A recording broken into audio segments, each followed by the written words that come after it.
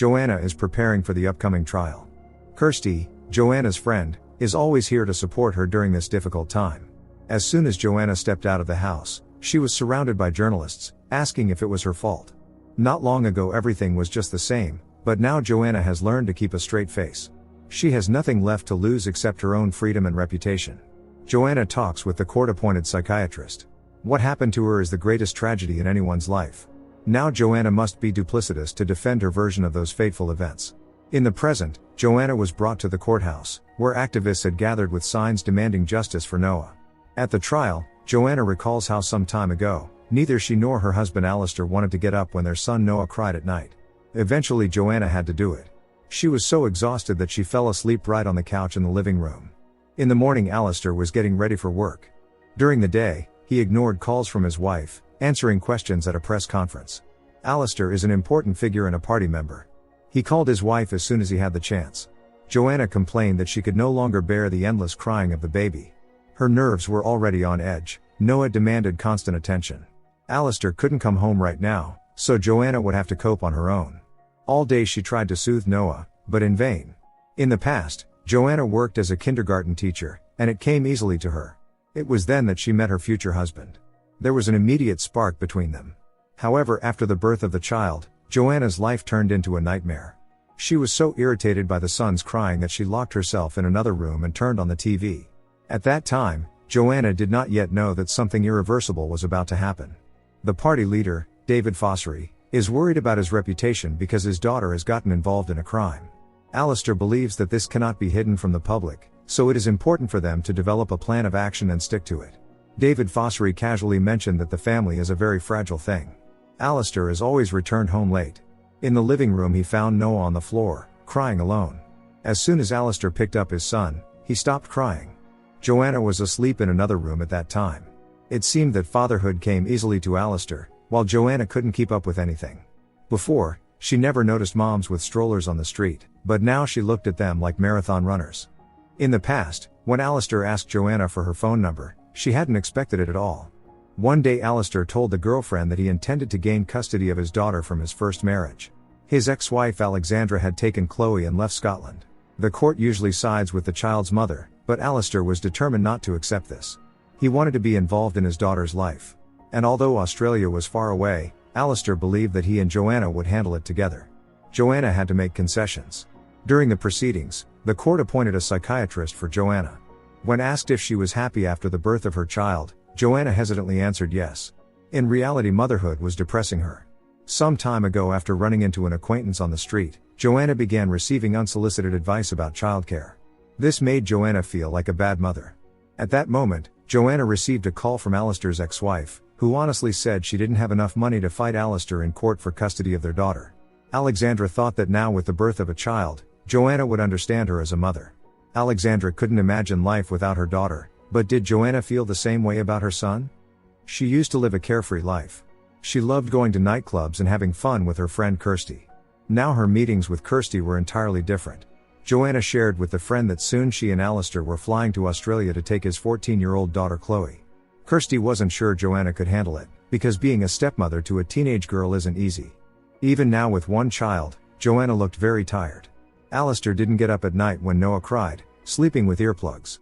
Joanna didn't blame her husband because he earned the money, but Kirsty thought it was unfair. When Kirsty went to work, Joanna pondered her words. Joanna used to have a busy life, but now all her days had become monotonous. Joanna recalls the first time she was at Alistair's house. There was an immediate passion between them. They were so engrossed that they didn't notice Chloe and Alexandra entering. Alistair became a good father to Noah, but he also wants to raise his daughter. Soon the couple was preparing for a trip to Australia. Kirsty noticed her friend's nervous state. Joanna said she was worried about the prospect of spending 30 hours on a plane with an infant. Unlike his wife, Alistair had a positive attitude.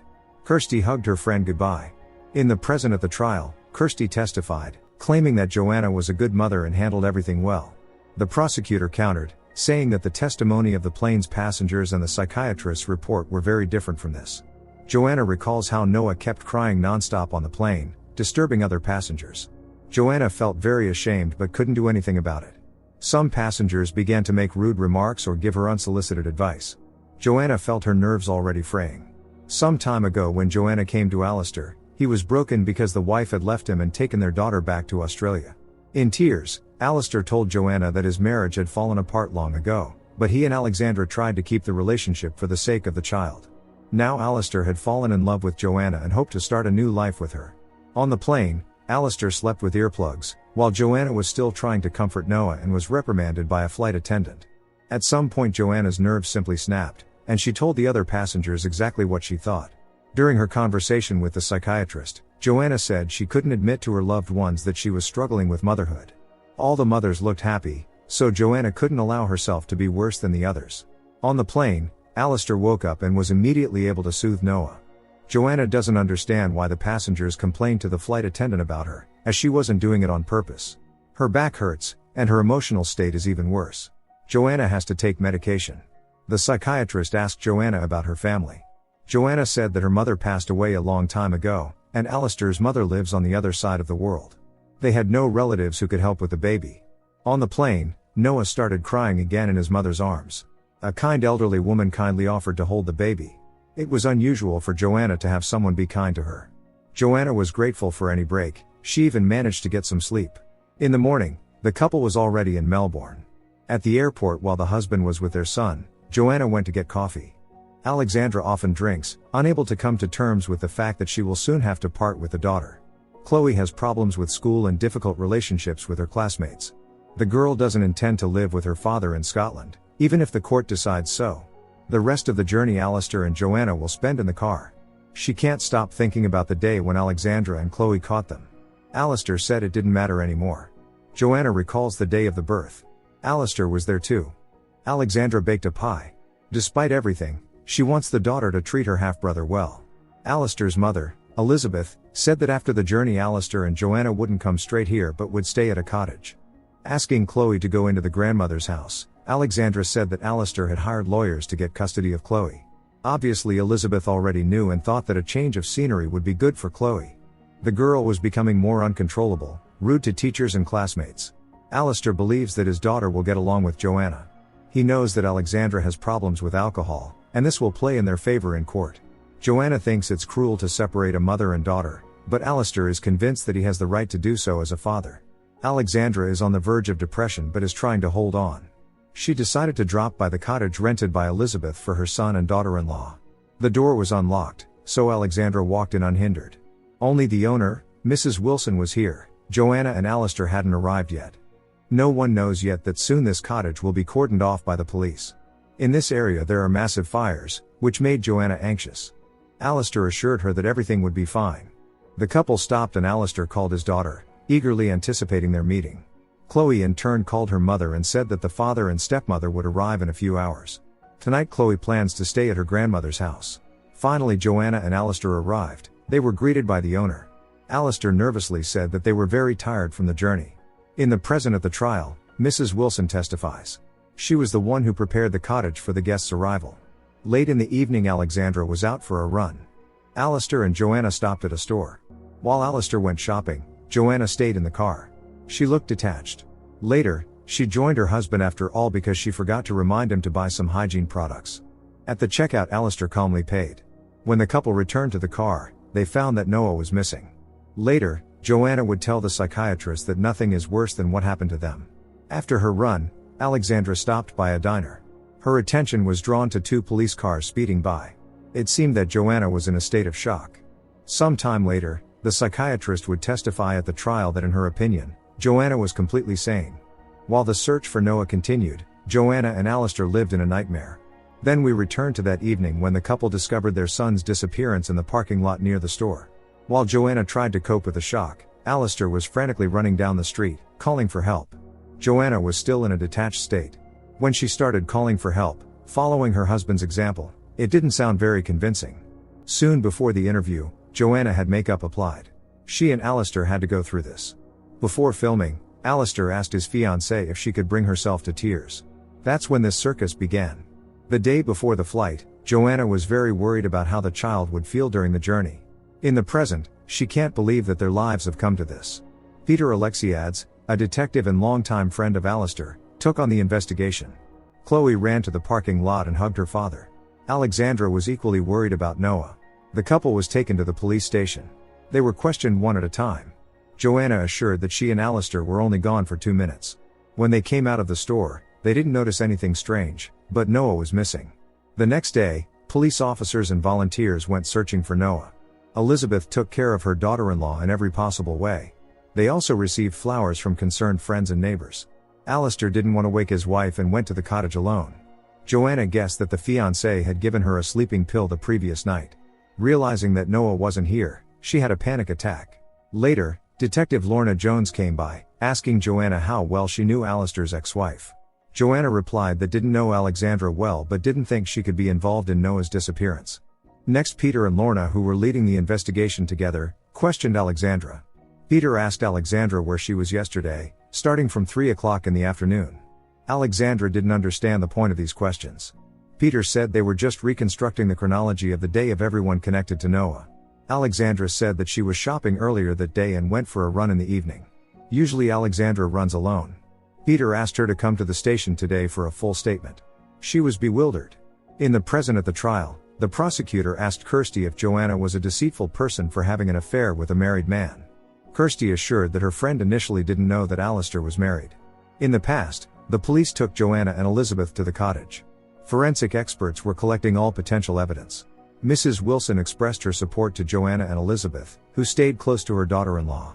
At the trial, Kirsty continued to testify, saying that Alexandra was very angry at her ex-husband for his intention to get custody of their daughter.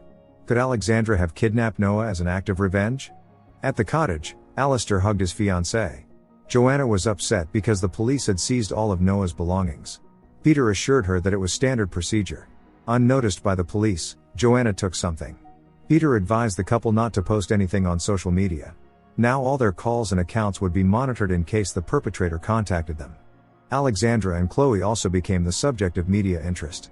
Alexandra remembered how many years ago, while Alistair was at work, she packed her and their 10-year-old daughter's things. Alexandra couldn't forgive her husband for his infidelity. To prevent him from following them, she ruined his passport. Despite everything, Alexandra now supports her ex-husband, whose son is missing. Today Chloe will stay with her father. Alexandra asked if it would be better for them to postpone the custody trial. Alistair replied that he couldn't think about that right now. Joanna overheard Alistair and Alexandra talking. Alexandra said she didn't have money for a lawyer. Although Alexandra has a law degree, she didn't achieve anything after following her husband around the world for 10 years while he built his career. Alistair wasn't in the mood to discuss this right now. Joanna knows that the police suspect Alexandra because she has a motive. During questioning at the police station, Alexandra said that last night during her run, she stopped by the cottage that Joanna and Alistair were supposed to rent. Alexandra was just curious, that's all. The woman doesn't understand why she suddenly came under the scrutiny of the police. Since Peter and Alistair shouldn't appear together in public until Noah is found, they met at the church. Alistair knows that Peter and Alexandra were once a couple, but that's in the past. Now Alistair is only concerned about one thing, where his son is. Helplessness is the worst thing any parent can experience. Peter showed Alistair a photo taken before their departure. It showed that Noah was wearing a yellow bib, but it wasn't found during the search of the cottage. Alistair said that it might have been on Noah at the time of his disappearance, but he couldn't remember exactly. Chloe asked her grandmother why so many people online were saying terrible things about her father and Joanna, even though they didn't know them. Elizabeth would like to shield the granddaughter from that. It was Joanna who took the yellow bib. She wanted to keep something of her son's. Motherhood had been a burden to Joanna before, but now she was ready to do anything to turn back time. Despite the detective's advice, Joanna turned on her phone and later told Alistair and Elizabeth that she needed to go out for a while. Alistair doubted it was a good idea and suggested they all go together to buy ice cream. While Alistair waited in the car, Chloe and Joanna went into the store. Pretending to choose a shampoo, Joanna discreetly took a new SIM card. Meanwhile, Alistair called his journalist acquaintance, Henry McCallum, who offered to cover the story in the Scottish press as well. Alistair, being a public figure, couldn't avoid attention. This could be used to their advantage. Of course, the ice cream didn't lift anyone's spirits. At home in the bathroom, Joanna wanted to turn on the phone, but Elizabeth interrupted her, handing her a towel. Later, when she was alone, Joanna finally turned on the phone and went online. Many users were writing nasty things about her and Alistair, calling them bad parents. Some, on the other hand, sympathized with them. Under a fake name, Joanna engaged in conversations with other users. She had nightmares about standing in the middle of a wasteland and seeing grown-up Noah. Waking up early in the morning, Joanna was decanting milk in the kitchen when she suddenly heard a noise outside. Her paranoia was getting worse. In the morning, the detectives arrived at Alexandra's house with a search warrant. Naturally, Alexandra didn't obstruct them. Peter didn't like what was happening, but he was just doing his job. The police also searched the nearby reservoir. While Joanna slept, Alistair found the yellow bib under the pillow.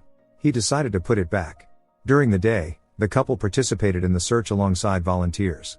The police continued the search at Alexandra's house. Does she have something to hide? Joanna was trying to hold it together, though it was hard for her. Later, Alexandra was taken back to the police station. Alistair wanted to show his fiancée a video he edited from the news, but she couldn't bear to watch it. Alistair tried to convince her that it was necessary. They were a couple who had lost a child, and there were no witnesses or clues. If they didn't reach out to the public for help, it would look at least strange. People wanted to see a devastated mother, not one who was hiding. Later, Joanna would tell the psychiatrist that she didn't like playing the victim. Alistair, on the other hand, was both a savior and a pursuer. In the past, Joanna rehearsed the speech Alistair had written for her. They were about to give an interview soon. Alistair told Joanna that she wasn't emotional enough. It would be better if she cried. Soon the couple spoke to the press. This time no one doubted Joanna's sincerity, as she did everything exactly as Alistair instructed. Alexandra was interrogated again. She remained the main suspect. The interview with Alistair and Joanna quickly spread online. Chloe was worried about her mother, who was now at the police station. Alistair tried to calm his daughter, saying that her mom was just helping the police. The detectives asked Alexandra why she created a fake Facebook account under the name Daniel Falcon. This user had only one friend, Joanna. Alexandra admitted that she had been following the life of the woman who took her husband and home. This in any case wasn't a crime, but Detective Lorna Jones insisted that Alexandra was stalking Joanna. Alexandra is currently in a very difficult position. The fact is, the police have another piece of evidence. A sock was found in Chloe's room, and the DNA on it matches Noah's DNA. Alexandra doesn't understand how this is possible. The detectives advised her to confess voluntarily since all the evidence points to her. When the detectives announced that she was under arrest, Alexandra in tears asked for a lawyer. At night while Alistair slept, Joanna called Kirsty, who was going crazy with worry about her friend. Not knowing that Alistair had woken up, Joanna started crying and called herself a bad mother. Of course Kirsty didn't think so, being sure that Joanna took good care of Noah. Alistair told his fiancée that the police couldn't find Noah's yellow bib. Joanna asked if it was really that important. After her mother's arrest, Chloe couldn't calm down and kept crying. Seeing this broke Joanna's felt unbearable guilt. She went back online, where users were blaming Alexandra. As Alistair's ex-wife, she had a motive. One man, a truck driver, wrote that on the day the boy disappeared, he saw a strange couple on the highway. Joanna decided not to hide from her fiancé anymore that she had the yellow bib, though he already knew. Joanna thinks they could have handled things differently, but Alistair insists it was the only way. Joanna feels guilty that Chloe and Alexandra are involved, while Alistair is convinced they must keep playing the game. The night Noah supposedly disappeared, the couple arrived at the store. They had pre-planned this performance and were simply following their script. At that point, Noah was no longer in the car.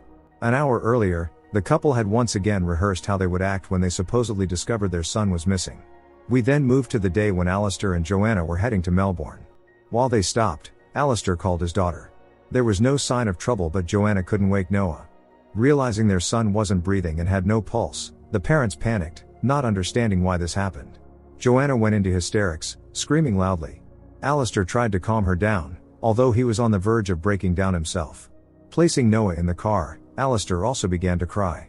Seeing a truck approaching, Joanna rushed onto the road, but Alistair managed to grab her just in time. Hugging Joanna, Alistair said they would go for help. On the way they both cried, not yet fully comprehending the horror of what had happened. It felt like a nightmare. Now recalling this, Joanna sobs. At the police station, Peter explained to Chloe and Alistair that Alexandra had been arrested because something of Noah's was found in her house. In tears, Chloe confessed that she had stolen something from Joanna's bag the night Noah disappeared, while the police were distracted. When the detective asked what the item looked like, Chloe described it exactly. Alexandra was released from custody.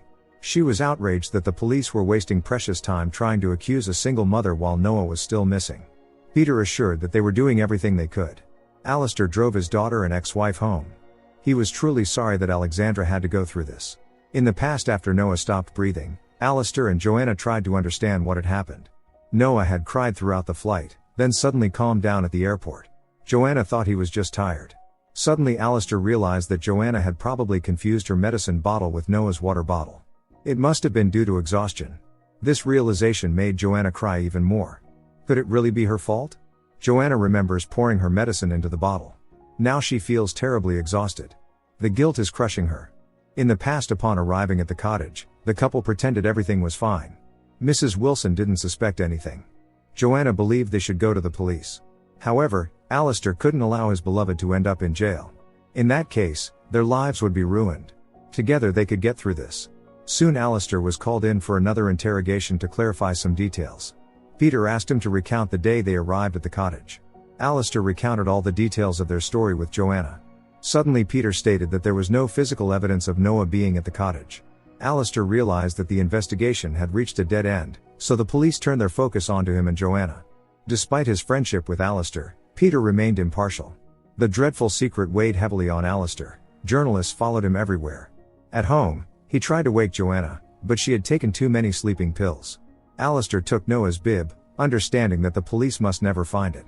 After that, he tried to figure out his next steps.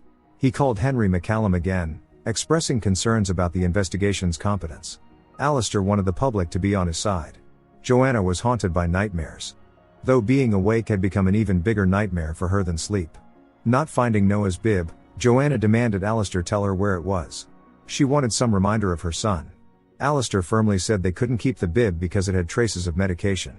They had to plan every step carefully to avoid getting caught. The next night, Joanna couldn't sleep and came to the shore early in the morning. She wanted to dive into the water and never resurface.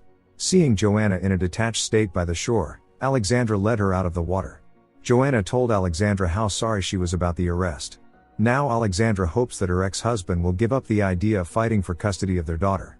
She knows for sure that Alistair always gets what he wants by manipulating people. These words made Joanna think. Alexandra advised her to be careful.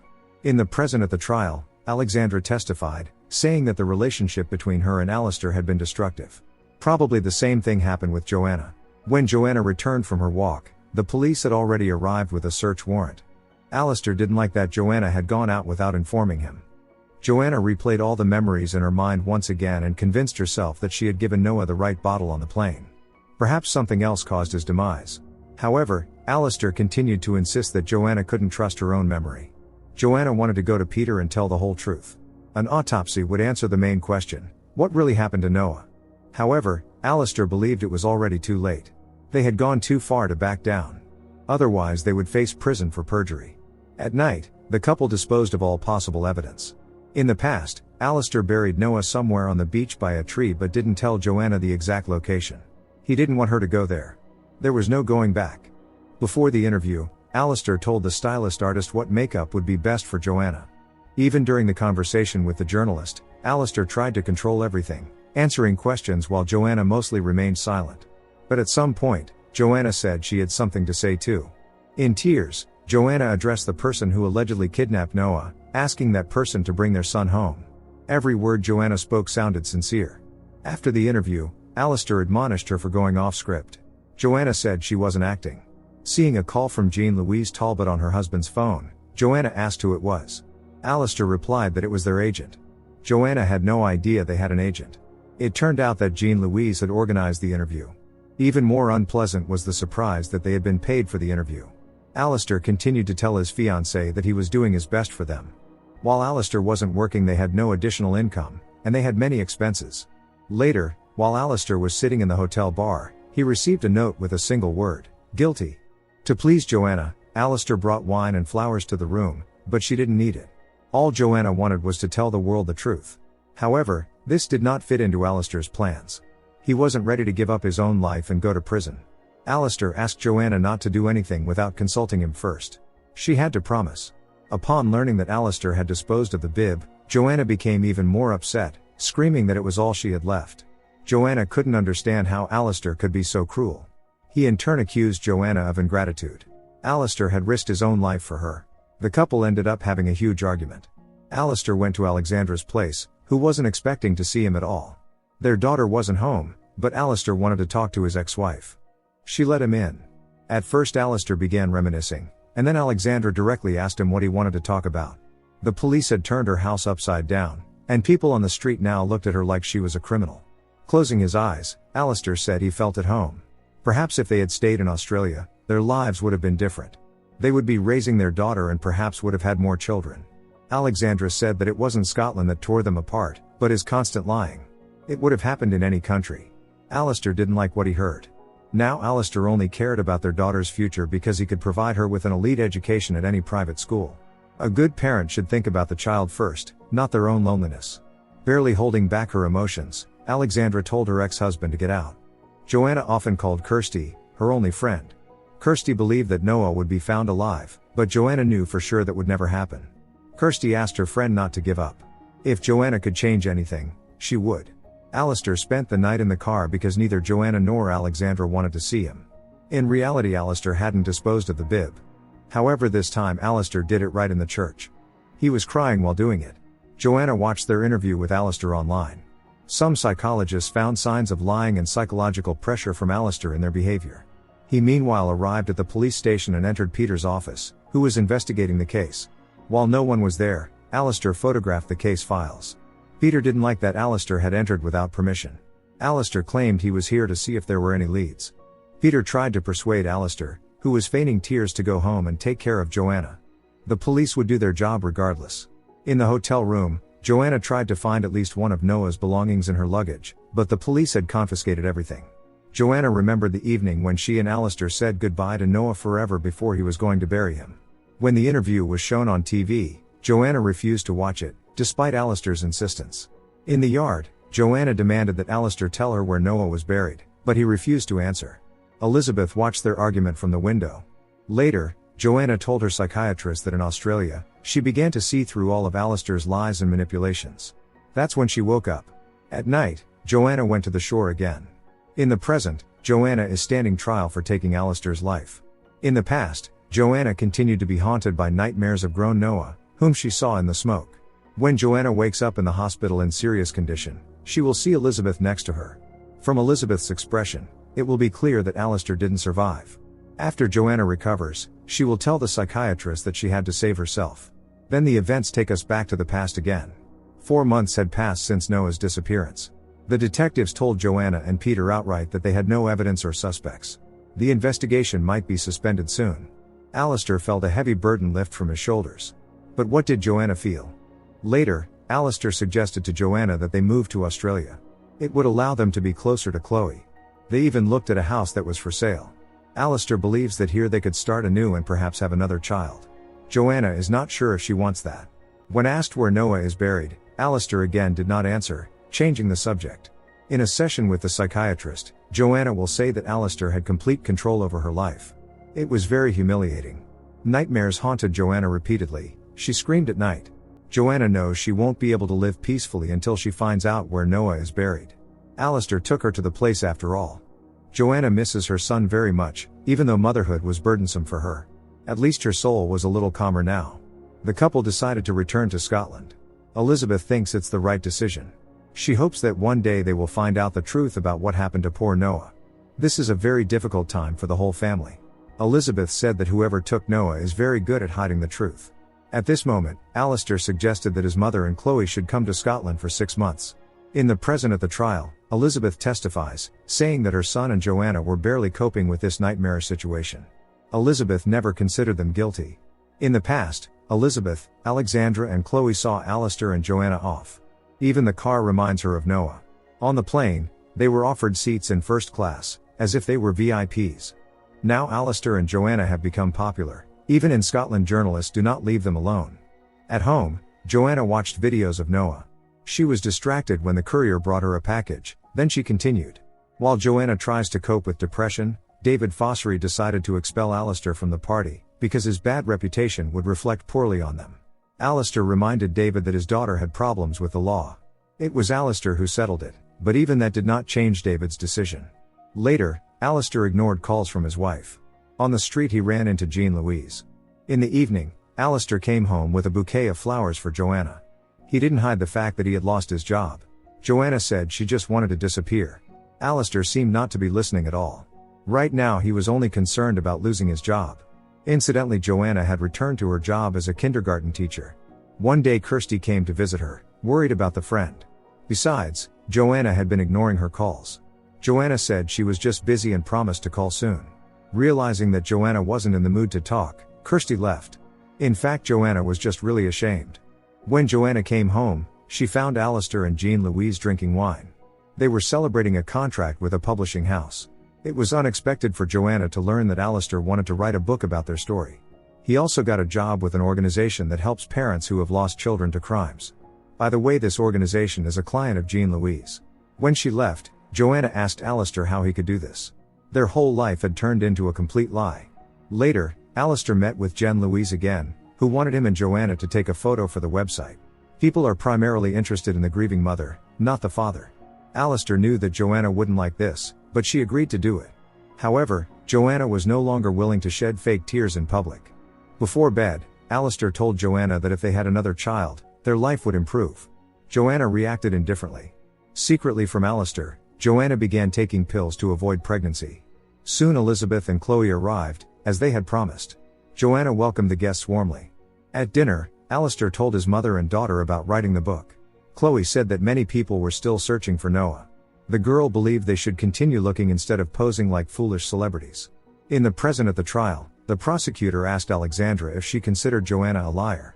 Despite the fact that Joanna had once taken her husband, Alexandra did not consider her a bad person. Perhaps Joanna was just trapped. Alistair was very hard to love. While there used to be passion in Joanna and Alistair's relationship, everything changed abruptly after the loss of their son. On Noah's birthday, Alistair proposed to Joanna, saying he wanted a family with her. Joanna indifferently agreed. When the couple returned home, they discovered that Chloe had baked a cake in honor of Noah's birthday. She also bought balloons and placed a photo of her brother on the table. Elizabeth had been sleeping the whole time and had no idea about her granddaughter's plans. Joanna became very angry, calling Chloe insensitive. When Joanna went outside, Alistair followed her. Joanna screamed that she didn't want to be a stepmother to Chloe and didn't love her at all. Alistair started his new job, playing the role of a grieving father in front of the camera. It was part of the act. Jean handed Joanna hundreds of letters from concerned people. She also congratulated Joanna on the engagement. Later, Joanna read the letters, in which people expressed their support for her and Alistair. Some on the contrary accused them of what happened to Noah. One letter was from the elderly woman who had offered Joanna help on the plane. This woman did not believe that Joanna and Alistair could harm their son and wished them peace. Suddenly Joanna remembered how she went to get coffee at the airport while Alistair stayed with Noah and the luggage. Joanna couldn't stop thinking about it. Alistair aimed to spend more time with his daughter. Elizabeth supported Joanna, urging her not to forget the days when she, Alistair and Noah were happy. Unexpectedly, Joanna suggested to Alistair that they go for a ride together because she was tired of sitting at home. They drove out of town. Alistair was still making plans for their future family life, with Chloe included. Joanna told her fiancé that she didn't want more children. Alistair in turn said that she needed to forgive herself. On the way back, Joanna directly asked Alistair if he had given Noah any medicine at the airport while she went for coffee.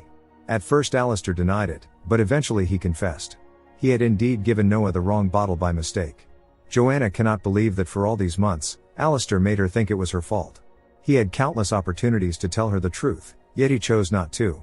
Alistair simply watched as it destroyed Joanna.